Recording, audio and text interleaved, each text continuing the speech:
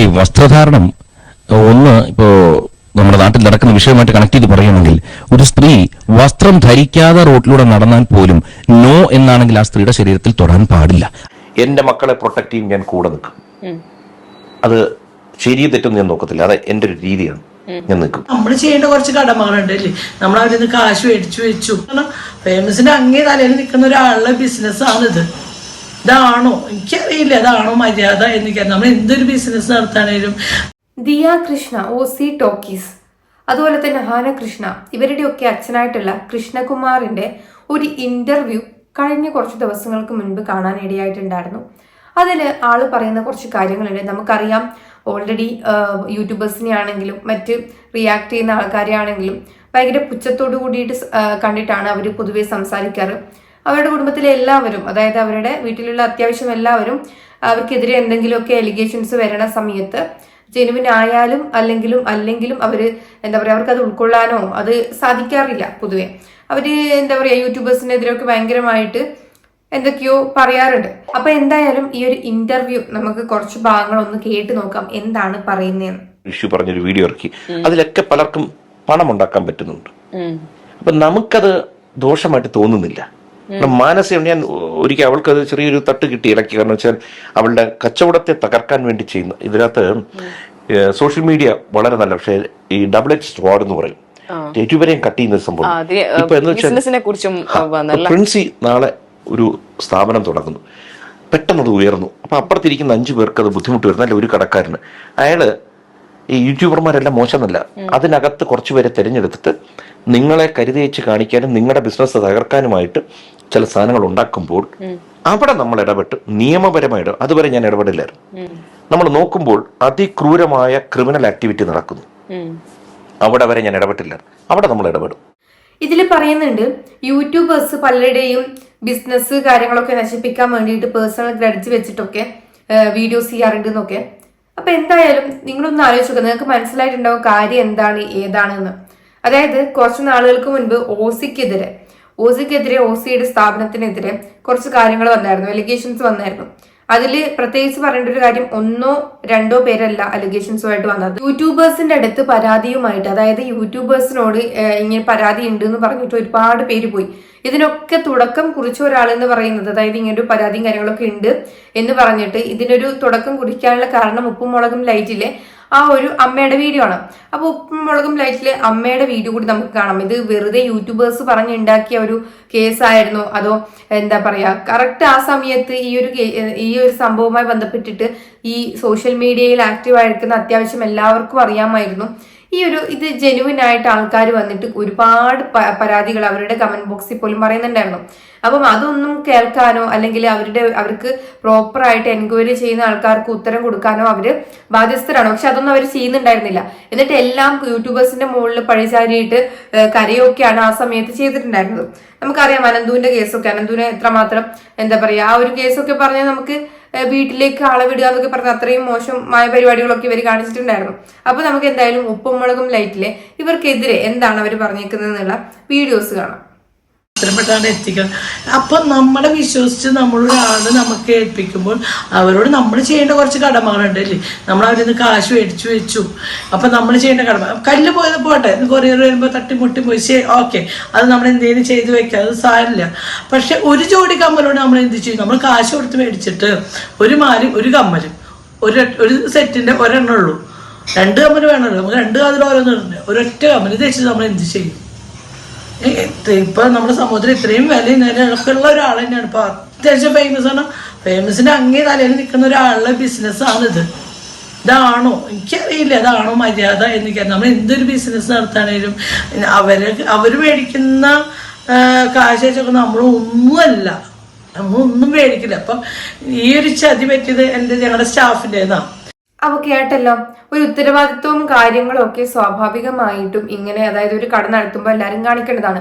ആ ഒരു സംഭവം ഇവരുടെ ഭാഗത്തുനിന്നും ഇല്ലായിരുന്നു എന്ന് ഇവരായിരുന്നു ഈ ഒരു സ്ഥാപനത്തിൽ നിന്ന് ഒരു ഓർണമെന്റ്സും കാര്യങ്ങളൊക്കെ വാങ്ങിയതും അവർക്ക് പകുതി കാര്യങ്ങളെ കിട്ടിയിട്ടുണ്ടായിരുന്നുള്ളൂ, മിസ്സിങ്ങും കാര്യങ്ങളൊക്കെ ആയിരുന്നു എന്ന് പറഞ്ഞ് അവർ കംപ്ലൈന്റ് ചെയ്യാൻ വേണ്ടി പോയ സമയത്ത് പ്രോപ്പർ ആയിട്ടുള്ള റിപ്ലൈയും കാര്യങ്ങളൊന്നും കിട്ടിയില്ല എന്ന് പറഞ്ഞിട്ട് ഇവർ പറഞ്ഞായിരുന്നു.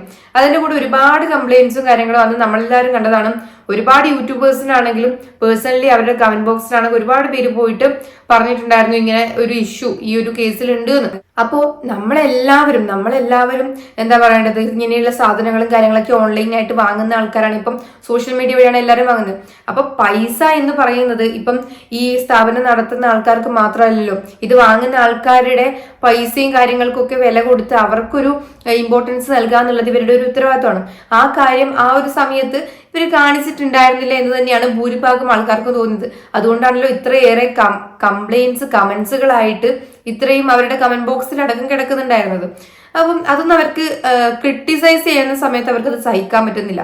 അപ്പൊ അതുകൊണ്ട് അതിന് കൂട്ടു നിൽക്കുകയാണ് ഇവരുടെ, അതായത് സത്യം പറഞ്ഞാൽ അതിന് കൂട്ടു നിൽക്കുമല്ലേ ഇവരുടെ അച്ഛനും കാണിക്കുന്നത്. അതായത് സ്വന്തം മോളുടെ ഒരു സ്ഥാപനത്തിൽ ഒരു തെറ്റ് സംഭവിച്ചിട്ടുണ്ടെങ്കിൽ അത് തിരുത്തുന്നതിന് പകരം ഇവര് എന്താണ് ചെയ്തത്, അതായത് എല്ലാവരും കൂടിയിട്ട് എന്താ പറയാ, ഇങ്ങനെ ഒരു സംഭവം ഉണ്ടെങ്കിൽ അറ്റ്ലീസ്റ്റ് സോറി എങ്കിലും ഇവർക്ക് പറയായിരുന്നു. പക്ഷെ അറ്റ്ലീസ്റ്റ് ഇങ്ങനെ ആ ഒരു കസ്റ്റമേഴ്സിന്റെ അടുത്ത് എന്താ പറയാ, അവര് വലിയ രീതിയിൽ സോറിയും കാര്യങ്ങളൊക്കെ ഇങ്ങനെ ഉണ്ടായി, എന്റെ ഭാഗത്ത് നിന്ന് ഇങ്ങനെ ഉണ്ടായി, ഇനി നല്ല രീതിയിൽ ഇമ്പ്രൂവ് ചെയ്യാമെന്ന് പറഞ്ഞുകൊണ്ട് ഒരു വീഡിയോസോ കാര്യങ്ങളൊന്നും അവരുടെ ഭാഗത്തുനിന്ന് അന്നും വന്നിട്ടുണ്ടായിരുന്നില്ല.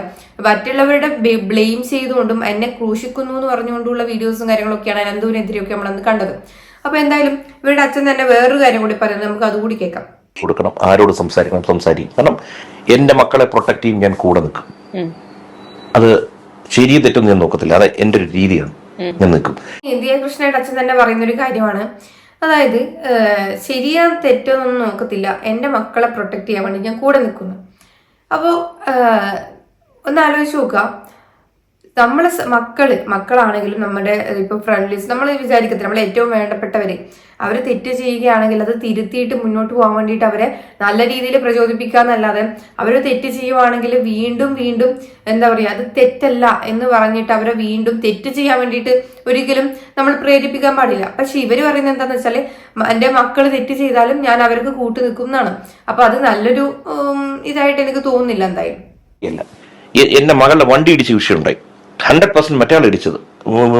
ആ പയ്യന് നല്ല പയ്യനായിരുന്നു. സൊമാറ്റോ ഒരു കമ്പനിയിൽ ഇവള് പേടിച്ചും പോയി, ഇടിച്ചു കുറച്ച് നിരക്കി കൊണ്ടുപോയി. അപ്പൊ തെറ്റ് ആരുടെ എന്നുള്ള ആ പയ്യൻ അവിടെ വെച്ച് പറയുന്നു. പക്ഷെ നമ്മൾ അപ്പോഴും നോക്കേണ്ടത്, എത്രയല്ല പയ്യൻ വേദന എടുത്ത് ആശുപത്രി കിടക്കുകയാണ്. അവരുടെ മാതാപിതാക്കൾ വിളിച്ചു, ആ വണ്ടി നന്നാക്കാനുള്ളതും ആ ചികിത്സയുടെ എല്ലാം കൊടുത്തു. അവർക്കത് വേണ്ടതുവരെ പറഞ്ഞു. പക്ഷെ അപ്പോഴെന്താ പറ്റിച്ചൊരു നമുക്കൊരു മനസ്സമാനമുണ്ട്. കാരണം എത്രയായാലും ഒരു അപകടം നടന്നു കഴിഞ്ഞാൽ വേദന എടുക്കുന്നത് ഭയങ്കരമാണ്, ഫിസിക്കൽ പെയിൻ എന്ന് പറയുന്നത്. അപ്പൊ ഇതൊക്കെ പിള്ളേർക്ക് പറഞ്ഞു കൊടുക്കും. ശരി തെറ്റിനെ വലിയതായിട്ട് നോക്കരുത്. തെറ്റാണെങ്കിൽ അവരുടെ ഭാഗത്തുണ്ടെങ്കിലും ഒന്ന് ഹാപ്പി ആക്കിയിട്ട് അവരുടെ മനസ്സിലും ഒരു നല്ല തോട്ട് വരുമല്ലോ. വൈബ്സ് നേരത്തെ പറഞ്ഞത് പോസിറ്റീവ് വൈബ്സ് ഉണ്ടാക്കാൻ പറ്റും. അപ്പൊ എന്തായാലും ആള് എന്താ പറയാ, ഈ ശരി തെറ്റ് ഇങ്ങനെയുള്ള കാര്യങ്ങൾ എന്തുണ്ടെങ്കിലും കൂടെ നിൽക്കും. അപ്പോ അങ്ങനെയുള്ള കാര്യങ്ങളൊക്കെ പറയുന്നുണ്ട്. അതിന്റെ കൂടെ തന്നെ ആങ്കർ കുറച്ച് കാര്യങ്ങൾ കൂടെ ചോദിക്കുന്നുണ്ട് അങ്ങോട്ട് ഇദ്ദേഹത്തോട്. അതായത് ഈ ഡ്രസ്സിങ്ങിനെ കുറിച്ചൊക്കെയാണ് ചോദിക്കുന്നത്. അതായത് നമുക്കറിയാമല്ലോ സോഷ്യൽ മീഡിയയിലെ ഡ്രസ്സിങ് കാര്യങ്ങൾ, അതിനെ പറ്റിയിട്ട് എന്താ പറയാ, പെൺമക്കളാണ് എല്ലാം. അപ്പം അവര് സ്വാഭാവികമായിട്ടും അവർക്കെതിരെ ഒരുപാട് കമന്റ്സുകൾ, നെഗറ്റീവ് കമന്റ്സ് ഒക്കെ സോഷ്യൽ മീഡിയയിൽ വരാറുമുണ്ട്. നമ്മൾ കമന്റ് ബോക്സ് എടുത്ത് നോക്കിയാലും കാണാറുണ്ട്. അപ്പം അതിനെ പറ്റിയിട്ടൊക്കെ ചോദിക്കുന്നുണ്ട്. വസ്ത്രത്തെ കുറിച്ച് പറയുക എന്ന് പറയുന്നതാണ് എനിക്ക് കൂടുതലും തോന്നിയിട്ടുള്ളത്. ഇപ്പോ സാധാരണ കണ്ടിട്ടുണ്ടാവുമായിരിക്കും, പലരും ഈ ചിത്രങ്ങളിൽ വെച്ചിട്ടാണ് ആളുകൾ എന്ത് ഡ്രസ്സാണ് ഈ ധരിക്കുന്നത്, ഇങ്ങനെയാണോ ഡ്രസ്സ് ധരിക്കുന്നത് എന്നൊക്കെ പറഞ്ഞിട്ട് ഭയങ്കരമായി അത് കേൾക്കേണ്ടി വരുന്നുണ്ട്. ഒരു പെൺകുട്ടി തുണി ഇല്ലാതെ നടന്നു പോകുന്നു, തൊടാൻ പാടില്ല. ഞാൻ ചോദിക്കുന്നത് എവിടെ നിയമം? ഒരാൾക്ക് എങ്ങനെ നടക്കണം നമ്മൾ ഡിഫൈൻ ചെയ്തിട്ടുണ്ടോ നിയമത്തിൽ? ആരെന്ത് വസ്ത്രം ധരിക്കണം? ഇത് ഉടനെ പറയുന്ന വെച്ചാൽ ആണുങ്ങളുടെ അങ്ങനെയാണെങ്കിൽ അവന് എന്താണെന്ന് വെച്ചാൽ അവന് ചികിത്സ കൊടുക്കണം. നമുക്കിത് എന്ത് ഇത്രയും ആണുങ്ങളുണ്ടല്ലോ ഈ നാട്ടിൽ, ഈ കുറച്ചു പേർക്ക് മാത്രമാണ്. ഇത് ഞരമ്പുകളുടെ കുഴപ്പമാണ്, ഇതിന് ചികിത്സയാണ് ആവശ്യം. ഒന്നാമത്തെ കാര്യം, പണ്ടൊരു കാര്യം പറയും, ഭയഭക്തി ബഹുമാനം എന്ന് പറയും. ഇവിടെ ഭയമില്ല, അതായത് ശിക്ഷാ നടപടികൾ കുറവാണ്. ഒരേ തെറ്റ് ചെയ്യുന്നതിൽ തന്നെ 10 പേർക്ക് ഒരു ശിക്ഷ, മറ്റൊരാൾക്ക് വേറെ ശിക്ഷ. ഇതാണ് അപകടം വരുത്തുന്നത്. ശിക്ഷ കടുപ്പിച്ചാലുണ്ടല്ലോ ഒരുതനും കളിക്കത്തില്ല. ഭയമില്ലാത്തതാണ് ഇവിടുത്തെ പ്രശ്നം. ഈ ഭയം വന്ന ഒരു കുഴപ്പമുണ്ട്, ഭക്തി ബഹുമാനം എന്റെ കൂടെ ഇൻബിൽറ്റാ വന്നോളൂ. അത് മാറുമ്പോഴത്തേക്ക് ഈ പ്രശ്നമൊക്കെ തീരും. ഒരു ഞരമ്പനെ നല്ല പോലെ ഒന്ന് പിടിച്ച് ശിക്ഷിക്കുന്ന പബ്ലിക്കായിട്ട് കാണിച്ചു കൊടുക്കട്ടെ, എല്ലാം മാറിക്കോളും. ഇതിപ്പോ 2 പെൺകുട്ടികളും പയ്യന്മാരും കൂടി ഒരു ഫ്ലാറ്റിലെങ്ങനെ കൂടിക്കഴിഞ്ഞ് ഇവിടെ പലർക്കും ഭൂമി ഇളകുന്ന പോലെയാ. ഞാൻ നിങ്ങളുടെ ആരും, നിങ്ങൾക്കത് ശല്യമില്ലല്ലോ, അവരെന്തോ ആയിക്കോട്ടെ, നിങ്ങൾക്ക് എന്ത് വേണം? അപ്പോൾ നിങ്ങളുടെ മക്കൾ ഞാൻ എന്റെ മക്കൾ പോകുമായിരിക്കും, പോയാൽ എനിക്ക് ബുദ്ധിമുട്ടില്ല. എനിക്ക് ബുദ്ധിമുട്ടുണ്ടാക്കുന്ന ഒരു പ്രവൃത്തി അവർ ചെയ്യുന്നില്ല. അവരാരുടെ കൂടെ പോകുന്നു, എന്തിനു പോകുന്നു എനിക്ക് ബുദ്ധിമുട്ടേ, അത് അവരുടെ ഇഷ്ടമാണ്. പ്രായപൂർത്തിയായി കഴിഞ്ഞാൽ അവരുടെ സ്വാതന്ത്ര്യമാണ്, അതിന്റെ യാതൊരു ഇതും ആളിതിൻ്റെ അകത്ത് പറയുന്നുണ്ട്. അതായത് മക്കളെ എന്താ പറയുക, എൻ്റെ മക്കൾ എങ്ങനെ പോയാലും എനിക്ക് കുഴപ്പമില്ല. അതായത് ഇപ്പം ഒരു ആൺകുട്ടിയുടെ കൂടെ പോയാലും ഒരു റൂം എടുത്ത് പോയാലും അവർ എന്തിനാണ് വേറെ രീതിയിൽ കാണുന്നത്, അല്ലെങ്കിൽ എന്തിനാണ് അങ്ങനെ പോകുന്നതെന്നൊക്കെ ആൾ സംസാരിക്കുന്നുണ്ട്. അതുപോലെ തന്നെ ഇതിൽ മെയിൻ ആയിട്ടുള്ളൊരു കാര്യം ഡ്രസ്സിങ്. നമുക്കൊരിക്കലും ഒരാളുടെ പേഴ്സണൽ ചോയ്സ് ആണ് നമ്മൾ എങ്ങനെ ഡ്രസ്സ് ധരിക്കണം, അല്ലെങ്കിൽ നമ്മൾ ഏത് രീതിയിലുള്ള ഡ്രസ്സ് ധരിക്കണം എന്നുള്ളതൊക്കെ നമുക്കൊരിക്കലും ഇന്ന ഡ്രസ്സേ ധരിക്കാവൂ, അല്ലെങ്കിൽ സൊസൈറ്റിയിൽ ഇത് ഡ്രസ്സ് മാത്രം ധരിച്ച് നടക്കണം എന്ന് പറഞ്ഞിട്ട് ഒരാളെ നമുക്ക് ക്രൂശിക്കാനോ അല്ലെങ്കിൽ ഒരാളുടെ പേഴ്സണൽ ആയിട്ടുള്ള കാര്യങ്ങളിൽ ഇടപെടാനോ നമുക്കൊരു അനുവാദവും ഇല്ല, നമ്മുടെ അവകാശവും അല്ലത്. അതായത് ഞാൻ എന്ത് ഡ്രസ്സ് ധരിക്കണം എന്നുള്ളത് എൻ്റെ അവകാശമാണ്, അല്ലെങ്കിൽ എൻ്റെ ഇഷ്ടമാണ്. അതിനെ ചോദ്യം ചെയ്യാൻ ഇവിടെ ആർക്കും ഒരു റൈറ്റ് ഇല്ല സത്യം പറഞ്ഞാൽ. അപ്പം ആ ഒരു കാര്യത്തിനോട് നമുക്കൊരിക്കലും വിയോജിപ്പ് പറയാൻ പറ്റത്തില്ല. അത് ആർക്കായാലും നമ്മുടെ ഡ്രസ്സ് ധരിക്കണ കാര്യങ്ങളൊക്കെ നമ്മുടെ ഇഷ്ടമാണ്. അതിലൊരിക്കലും വേറൊരാളെ കൈകെടുത്താൻ വേണ്ടിയിട്ട് നമ്മൾ സമ്മതിക്കത്തില്ല. പക്ഷേ ഈ അതേ കൃഷ്ണകുമാർ തന്നെ കുറേ നാളുകൾക്ക് മുൻപ് പറഞ്ഞ ഒരു ഇന്റർവ്യൂവിൽ കുറച്ച് ഭാഗങ്ങൾ നമുക്കൊന്ന് കേൾക്കാം. പലപ്പോഴും ഈ പറയും ഈ ഇന്ന വേഷം ഇപ്പൊ സ്ത്രീകളെ കുറ്റപ്പെടുത്തുന്ന രീതിയിൽ സംസാരിക്കാറുണ്ട്. ഇപ്പൊ കൃഷ്ണകുമാരനെ സംബന്ധിച്ച് ഇപ്പം വീട്ടിൽ ഈ 4 പെൺമക്കളെയും അവരുടെ വേഷങ്ങൾ എല്ലാം ശ്രദ്ധിക്കാറുണ്ട്. അക്കാര്യങ്ങൾ ഈ വേഷത്തിന്റെ കാര്യത്തിൽ മലയാളിയുടെ മനസ്സ് ഇപ്പോഴും വളരെ ഈ ഒരു പരമ്പരാഗതമായ രീതിയിൽ കിടക്കുകയാണോ?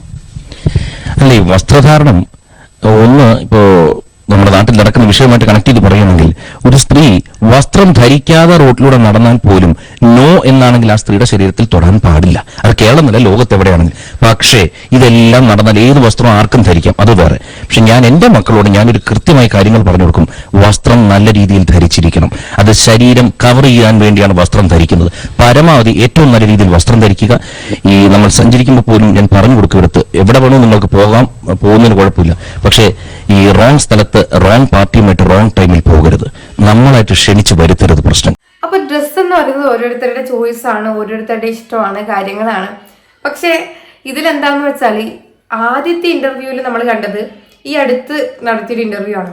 അതിനു മുൻപ് ഇപ്പം ഞാൻ ലേറ്റസ്റ്റ് ആയിട്ട് കാണിച്ചതെന്ന് പറഞ്ഞാൽ ഇപ്പൊ ലാസ്റ്റ് ഞാൻ കാണിച്ചതെന്ന് വെച്ചാൽ കുറേ നാളുകൾക്ക് മുൻപുള്ള ഒരു ഇന്റർവ്യൂ ആണ്. അപ്പൊ അതിൽ പറയുന്ന ആളെന്താണ് പറയുന്നതെന്ന് വെച്ചാൽ നേരെ ഓപ്പോസിറ്റ് ആണ് പറയുന്നത്. അതായത് ഞാൻ ഇന്ന സ്ഥലത്ത് പോകരുത്, ഇന്ന സ്ഥലത്ത് ഈ ആൾക്കാരോടൊപ്പം കാണരുത് എന്നുള്ള രീതിയിൽ മക്കൾക്ക് പറഞ്ഞു കൊടുത്തിട്ടുണ്ട് എന്നാണ്. പക്ഷെ ഇപ്പം പറയുന്നത് എന്താന്ന് വെച്ചാൽ എന്റെ മക്കൾ എന്ത് ചെയ്താലും എനിക്ക് കുഴപ്പമില്ല, എവിടെ ആരുടെ കൂടെ പോയാലും എനിക്ക് കുഴപ്പമില്ല, അത് അവരുടെ ഇഷ്ടമാണ് എന്നുള്ള രീതിയിലാണ്.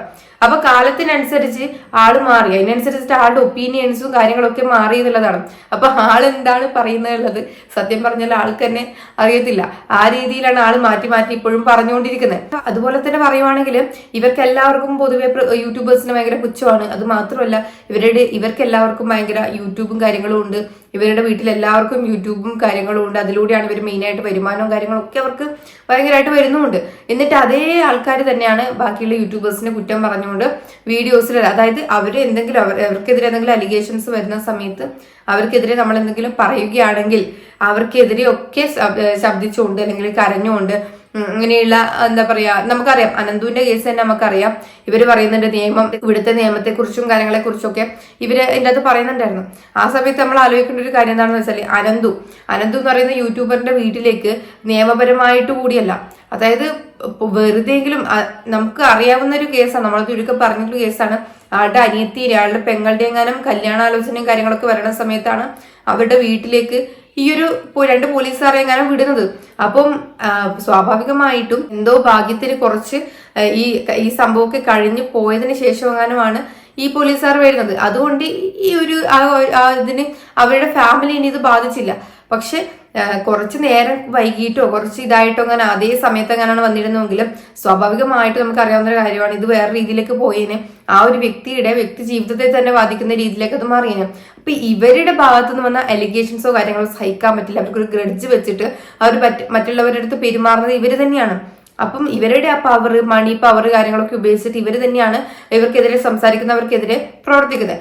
പക്ഷെ എന്നിട്ട് പറയുന്നത് ഇതെല്ലാം യൂട്യൂബേഴ്സ് പലരുടെയും എന്താ പറയാ ഷോപ്പിംഗ് കാര്യങ്ങൾ, അതായത് അവരുടെ ബിസിനസ് നശിപ്പിക്കാൻ നോക്കുന്നു എന്നുള്ള രീതിയിലൊക്കെയാണ് ഇവർ പറയുന്നത്. അപ്പൊ എന്തായാലും ഈ ഒരു വിഷയത്തിൽ നിങ്ങളുടെ അഭിപ്രായം എന്താണെന്ന് താഴെ കമന്റ് ചെയ്യാം. അതുപോലെ തന്നെ നമ്മുടെ വീഡിയോ ഇഷ്ടപ്പെട്ടെങ്കിൽ ലൈക്ക് ചെയ്യുക. നമ്മുടെ ചാനൽ ആദ്യമായിട്ട് കാണുന്നവരാണെങ്കിൽ സബ്സ്ക്രൈബ് ചെയ്യുക.